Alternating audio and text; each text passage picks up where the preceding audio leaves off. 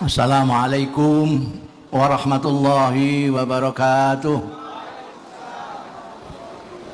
Alhamdulillahi rabbil alamin. Wassalatu wassalamu ala asrafil anbiya'i wal mursalin Sayyidina wa maulana Muhammadin wa ala alihi wa sahbihi ajma'in. Amma ba'd. Hadaratil afadil, Sadatil masyayikh wal asatidzah wal ustadzat al-a'izza timaizukum, yang terhormat dan saya hormati, yang tercinta dan saya cintai, Ibu Nyai Sinta dan segenap keluarga Gus Dur, yang terhormat pimpinan Nahdlatul Ulama, Khatib Am dan segenap pengurus Suriah, Ketua Umum, Sekjen dan segenap pengurus Tanfidiyah yang hadir, para tokoh masyarakat,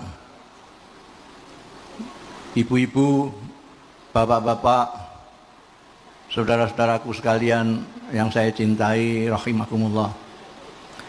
Pertama-tama saya harus memanjatkan puji syukur kehadirat Allah Subhanahu wa taala yang telah memperkenankan saya pada malam hari ini sowan di Ciganjur bersama-sama Anda sekalian dalam rangka memperingati Haul Kiai Abdurrahman Wahid Gus Dur yang ke-13. Mudah-mudahan dapat berkahnya Gus Dur, ayah dan Anda sekalian, wilujeng lahir batin, dunya akhirat. Sebelum saya melanjutkan, saya mohon keikhlasan Anda sekalian untuk membacakan suratul Fatihah dengan memohon kepada Allah, mudah-mudahan tuanku guru Kiai Haji Turmuzi, salah satu mustasyar Nahdlatul Ulama, sekarang ini sedang diopname, mudah-mudahan penyakitnya segera diangkat oleh Allah Subhanahu wa taala. Ala hadziniyah al-Fatihah.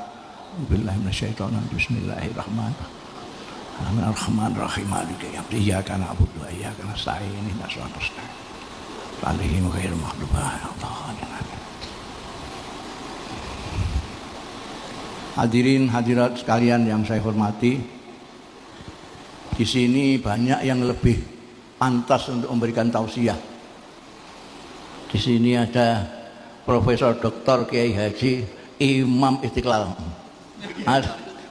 ada Kiai Husain, Kiai pembela perempuan, ada Kiai Abdul Hakim, ada Menteri Agama yang sudah pensiun, dan banyak sekali. Ini ada Gus Yasin, ada pokoknya ada yang banyak yang lebih pantas untuk tausiah. Karena itu saya akan dongeng saja. Nanti ambillah dari dongeng itu kalau ada tausiahnya. Kalau tidak ada ya sudah, tadi saja yang sudah dianggap tausiah.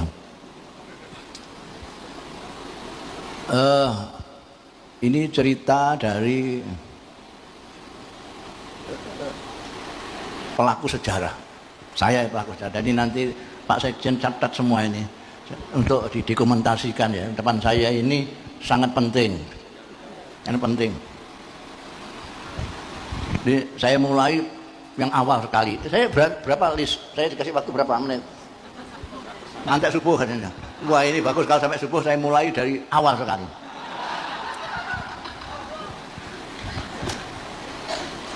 Banyak yang mengatakan bahwa Gus Dur itu drop out dari Al-Azhar. Itu tidak benar. Yang benar, Gus Dur tidak pernah kuliah di Al-Azhar.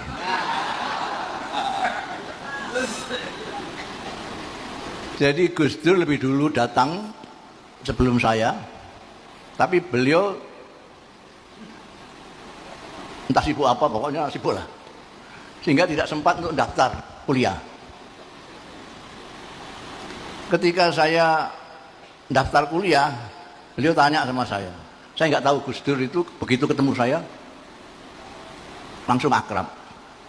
Sampai ketika saya daftar kuliah, beliau tanya, kamu sudah daftar kuliah? Sudah. Di mana? Ini yang baru ini. Saya memang memilih yang baru dibuka, karena datang saya itu sudah ngepas. Kalau saya masuk kuliah yang biasa itu, saya langsung ujian. Sehingga saya milih yang baru, yang masih 4 bulan akan ujian. Lagi pula mata pelajarannya itu saya akrab semua. Karena saya tidak pernah sekolah kayak orang-orang lain. Saya dan intelek kendilet betul. Dari orang pondokan sama sekali tidak pernah sekolah belas kecuali SL. Itu saja ijazah hilang. Jadi saya tidak punya ijazah. Kelas 1 sanawiyah drop out. Jadi saya di pesantren Nirboyo, pesantren Krapyak, pesantren ayah saya sendiri di situ. Jadi saya milih yang kira-kira mata pelajarannya itu aku pernah dengar itu, tauhid, Quran, tafsir, hadis. Tak pilih yang begitu. Karena saya kalau yang lain-lain kan ada biologi, ada bahasa Inggris, yang saya nggak mudeng kabeh itu, nggak pernah sekolah. Saya milih itu. Lah Gus Dur tanya, "Sampean di mana?" Saya di Al-Qismul Ali, ini yang baru dibuka ya. Ya sudah saya ikut tanpa tanya kenapa saya di situ. Terus saya ikut gitu aja. Ikutlah daftar. Begitu mulai masuk kuliah, beliau lihat mata pelajarannya. Loh ini kan mata pelajaran yang diajarkan di pesantren-pesantren itu loh. Loh saya memang milih itu. Wah ngantek-ngantek umur gitu. Terus dia tidak jadi. Terus dia daftar ke Fakultas Adab di Irak. Jadi dia memang tidak pernah kuliah di Azhar, bukan kok drop out. Gitu ya, ini melempangkan yang tidak benar itu. Kemudian beliau ke Irak, saya melanjutkan di situ. Ternyata lulusnya dulu beliau. Gus Dur lulus, saya belum. Karena saya masih punya utang pelajaran satu. Beliau lulus terus pergi ke Belanda. Dari Belanda kirim surat sama saya 12 lembar. Ini Nisa pernah membaca itu. Tak tunjukkan, masih saya simpan. Antara lain dia mengatakan dalam surat itu, kamu kalau sudah selesai cari utangan, terus nyusul saya. Cari utangan, terus nyusul saya di Belanda. Saya dapat kerjaan gajinya besar sekali.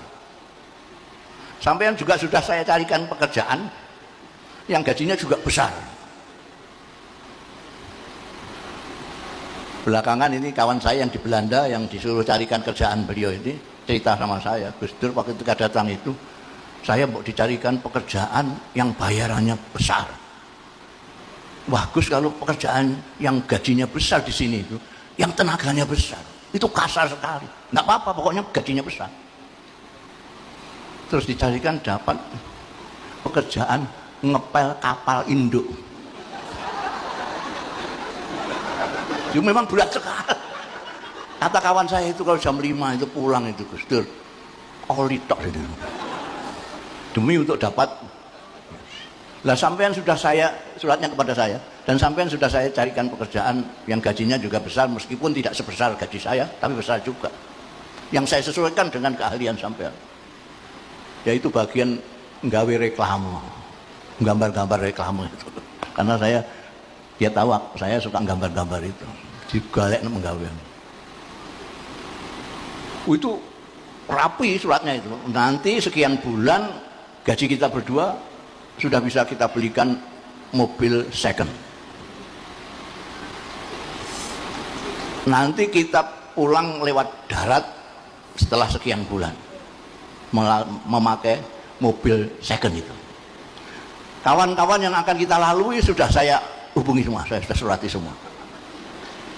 Tanggal sekian start, nanti sampai Sumatera sekian, nanti kita putar-putar Sumatera dulu ke kawan-kawan, terus baru pulang. Di dalam perjalanan itu nanti kita bisa berbicara banyak tentang NU, bagaimana bisa bermanfaat penuh untuk Indonesia. Itu kalimatnya itu, NU itu bukan tujuan. Dan ternyata Indonesia pun itu bukan tujuan juga untuk Gus Dur. Tujuannya adalah dunia, kemanusiaan.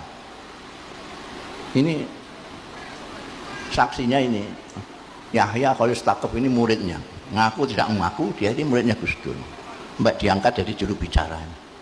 Makanya sekarang dia wah mau ke dunia macam-macam ditaklukkan segala macam sak jagat itu meneruskan Gus Dur. Kalau malam ini temanya pembaharuan NU. Di NU itu yang lahir 26, pembaharuan pertama menurut saya dilakukan oleh Allahyarham Kiai Mahfud Siddiq. Kiai Mahfud Siddiq itu otodidak. Beliau organisatoris tapi tidak tahu dari mana dia belajar organisasi. NU rapi itu zaman Kiai Mahfud Siddiq 37 sampai 40. Punya 2 penerbitan yang tidak mati-mati sampai Kiai Mahfud wafat. Berita NU dan Suara NU. Berita NU untuk intern Nahdlatul Ulama, Suara NU untuk keluar. Kita nggak tahu nanti ini generasi Yahya dan Saifullah ini bisa bikin penerbitan yang nyaingi New York Times. Apa duta masyarakat bisa hidup lagi. Itu Kiai Mahfud. Yang fenomenal, Kiai Mahfud mempunyai gerakan mabadi khairu ummah. Prinsip-prinsip umat terbaik. Dari kuntum khairu ummatin ukhrijat linnas itu. Itu orang belakangan menyangka itu gerakan moral, padahal tidak, itu gerakan ekonomi. Nah ini silakan dilihat itu. Kemudian lama sekali muncul Gus Dur. Gus Dur itu dulu punya kumpulan namanya Pecinta Nahdlatul Ulama. Pencinta Nahdlatul Ulama.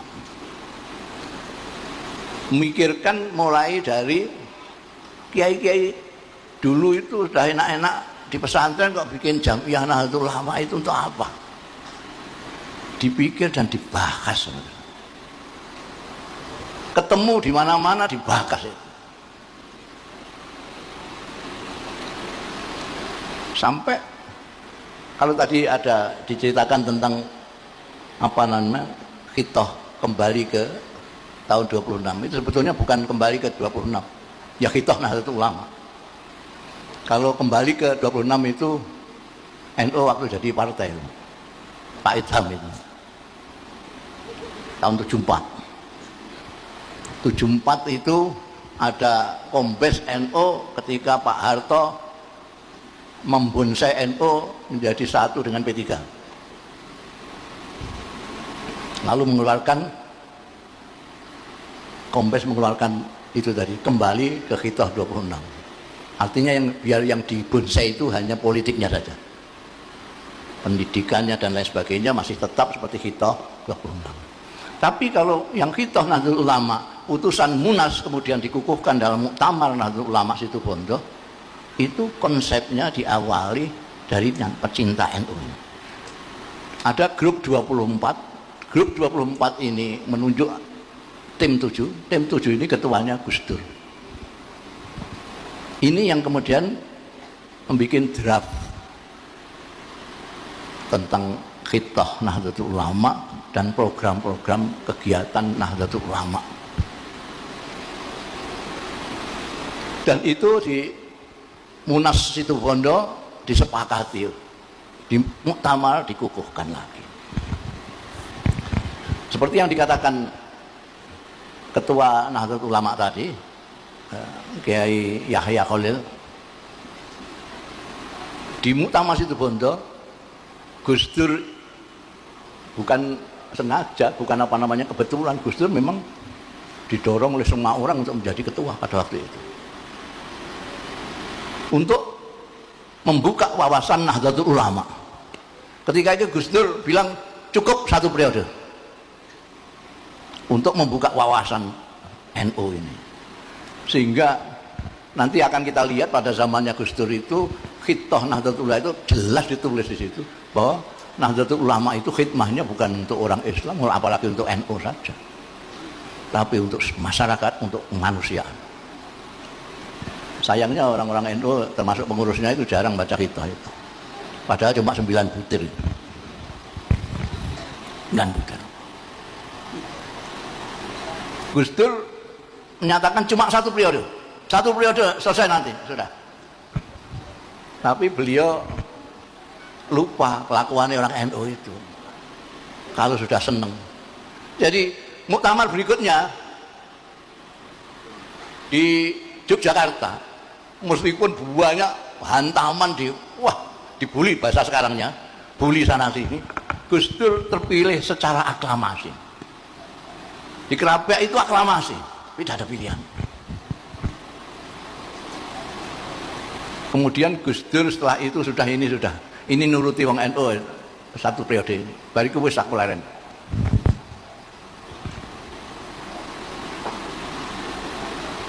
Maunya mau sudah selesai Gus Dur itu. Tapi paman saya, Allah yarham, Kiai Misbah Mustafa, yang karangannya banyak termasuk tafsir dan segala macam itu, dulu pengkritik Gus Dur yang paling hebat. Soal bank, soal apa itu nulis tidak karu-karuan. Pokoknya ngeritik beleknya Gus Dur. Kiai Misbah. Orangnya apa? Terus terang langsung aja. Ketika mendengar Gus Dur mau berhenti, Kiai Misbah datang ke rumah Keleteh itu. Aku krungu Gus Dur mundur. Saya dengar Gus Dur katanya mau mundur. Nggih. Jangan boleh mundur. Terus saja. Ini saya bilang, jenengan ini ngeritik napa sing dilakoni Gus Dur jenengan kritik kok saniki ajeng mundur mboten anu. Goblok kowe. Perbedaan pendapat itu fitri. Kowe itu bodoh. Lho kok Abdurrahman gak terima ben jawab ini. Itu aturannya wong beda pendapat itu diskusi. Kok terus mangkel-mangkelan ora nyalon barang ngono iku apa? Ini kata paman saya. Saiki iki genting. Itu enggak tahu gentingnya apa, saya enggak tahu. Iki sing dibutuhno saiki iki wong sing kaya Abdurrahman iku. Sing alim tur pinter. Ngalim pinter tur berani. Ngalim tur berani. Alim wasaja.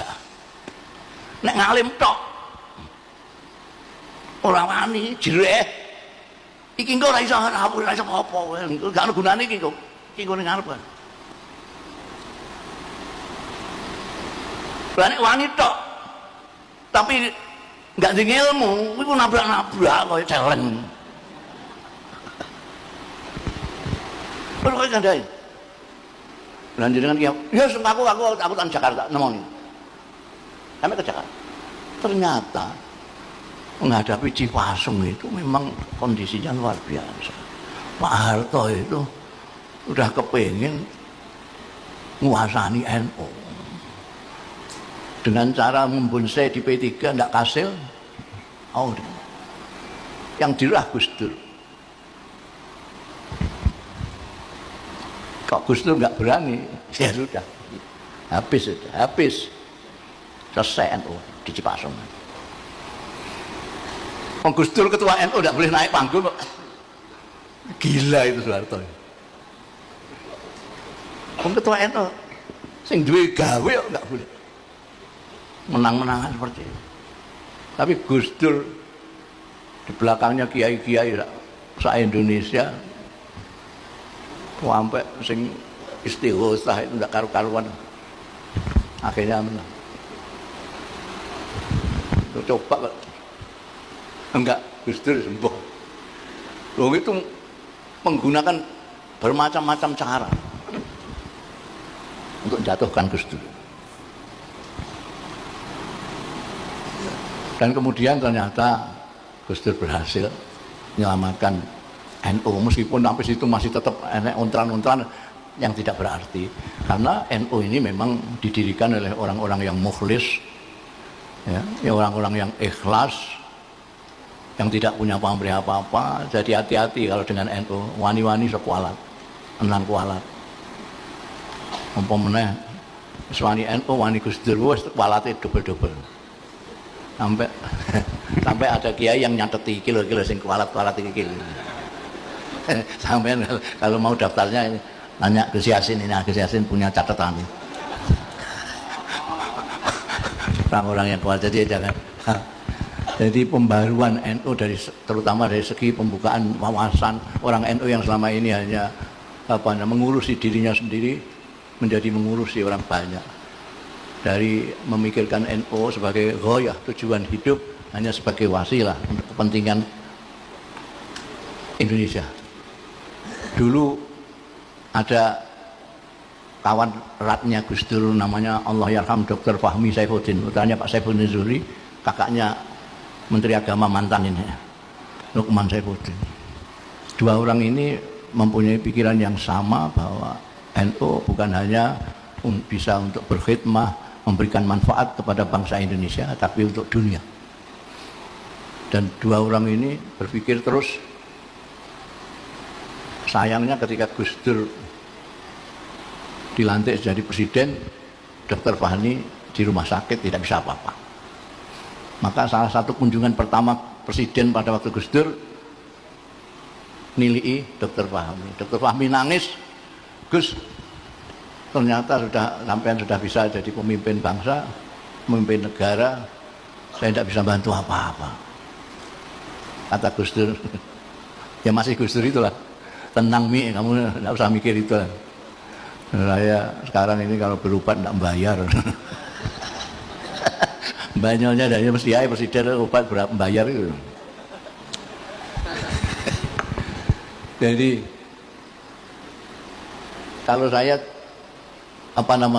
Gus Dur jarang-jarang ke keluarga ini bukan menurut saya bukan karena Gus Dur sibuk di NU, sibuk di mana-mana, tapi karena Gus Dur itu memang miliknya orang banyak. Jadi ya itu kehebatannya Bunyai Nuriyah dan putra-putranya itu. Beliau itu sadar betul bahwa Gus Dur itu punyanya orang banyak. Sebab kalaupun protes ya percuma. Percuma. Gus Dur itu dulu itu pindah-pindah rumah. Jadi saya tahu lah rekosone Nyai Nuriyah dulu tahu. Di Jakarta itu kayak kucing anak-anak. Pindah rono. Kenapa saya tahu? Karena setiap saya ke Jakarta itu jujukan saya mesti ke situ. Oh, bentar, saya mau ke Jakarta. Loh, sampean udah tahu rumah saya belum? Ya sudah gitu, sudah pernah. Enggak, sekarang saya pindah di Cilandak. Pindah. Pun miliknya orang banyak. Saya pernah disuruh nunggu rumahnya, pernah kok. Saya sowan ke beliau ada acara. Sampai saya tinggal dulu ya ini. Saya ngobrol lah. Itu suruh ngobrol sama Nyai ini, beliau ada acara muter-muter. Pernah terjadi juga Nyai Nuriyah ini ketemu Gus Dur di tempatnya orang. Dia sama-sama diundangnya, jadi ketemunya. Sudah berapa lama Gus? Ya ini baru ketemu ini setelah 3 hari.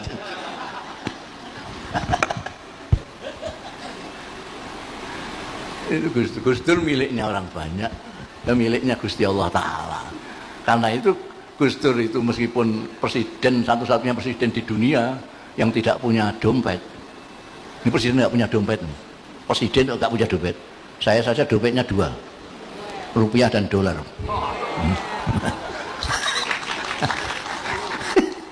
Gus Dur presiden tidak punya dompet. Ini tuku bakso utang anaknya. Anaknya itu Lisa. Saya tahu sampai Gus Dur itu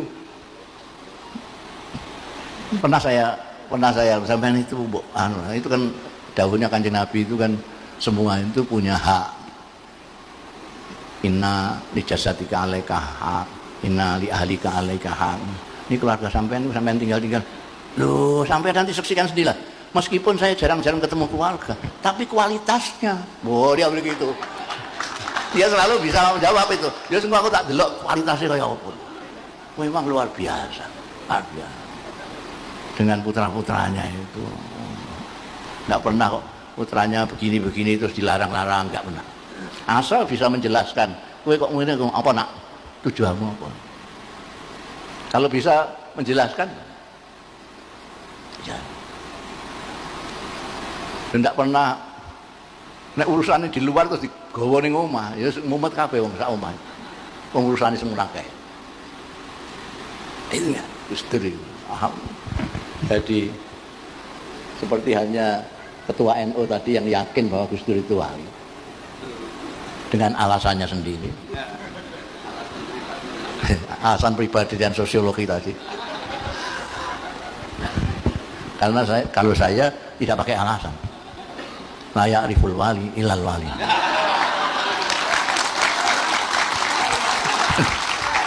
Sampai kok tepuk-tepuk, ada wali kok tepukin begini. nanti badar gak jadi sih. Betul. Ini guyonannya Ainun Najim ini sampai sekarang malaikat mungkar nangkir belum ketemu sama Gus Dur. Karena ditunggu itu masih terus banyak orang. Jadi mungkar nangkir itu kan nanya itu setelah pada pergi semua. Ini sejak wafatnya sampai sekarang masih terus orang datang terus. Malaikat nggak datang sampai sekarang. Kalaupun datang itu Gus Dur sudah la khaufun alaihim wa lahum yahzan. Itu ciri-cirinya. Sampai kalau pengen lihat wali ya segampang saja. La khaufun alaihim wa lahum yahzan. Dalilnya Quran asli. Udah ning di Jakarta gak dalil iku kok ditakokno dalilnya apa? Dalil Quran. Dalilnya Quran. Gus Dur itu la khaufun alaihim wa la yahzan. Itu ciri-cirinya wali. Orang tidak bisa ditaklukkan oleh ketakutan dan tidak pernah susah. Kok sampean mikirno Gus Dur seperti itu, wah susahmu mbok kaya apa? Mikir keluarga, mikir iku, mikir dunia. Gus Dur tidak pernah susah. Saya kira itu ada tausiahnya apa enggak tadi itu? Jadi sampai ambil dari sana itu. Ya, tausiahnya adalah kalau kita mengaku menyintai Gus Dur, kita harus berusaha semampu kita untuk meneladani semampu kita. Mampunya apa? Ada yang mampunya jadi kere, mampunya zuhud. Ini rada berat, ini yang kelasnya Kiai Husain. Kelasnya Kiai Husain itu yang zuhud itu. Jujur, udah gampang-gampangan aja, jujur, berani, ya, tanggung jawab, welas asih. Tadi dibacakan oleh tadi mukriknya tadi itu yang menjadi pegangan kiai-kiai NU sampai Gus Dur. Laqad ja'akum rasulun min anfusikum azizun 'alaihi ma anittum harisun 'alaikum bil mu'minina raufur rahim. Itu pegangannya kiai-kiai menyontoh Kanjeng Nabi Muhammad sallallahu alaihi wasallam. Kanjeng Nabi Muhammad sallallahu alaihi wasallam itu diberikan oleh Allah sendiri dalam ayat ini bahwa beliau azizun 'alaihi ma anittum. Nabi Muhammad sallallahu alaihi wasallam itu tidak tahan melihat penderitaan umatnya. Azizun 'alaihi ma anittum. Berat terasa baginya kalau menurut terjemahannya Kementerian Agama. Berat terasa bagi Kanjeng Rasul penderitaan umatnya. Kalau saya menerjemahkannya, Kanjeng Nabi Muhammad itu tidak tahan melihat penderitaan umatnya. Azizun 'alaihi ma anittum harisun 'alaikum. Penuh perhatian terhadap umatnya. Penuh perhatian kepada umat. Jangan sampai ada umatnya yang tersesat, jangan sampai ada yang menderita dan harisun bil mu'minina raufur rahim. Itu yang akan ditiru oleh kiai-kiai. Karena itu saya mempunyai definisi sendiri. Kiai-kiai NU itu alladzina yanzuruna ilal ummah bi ainir rahmah.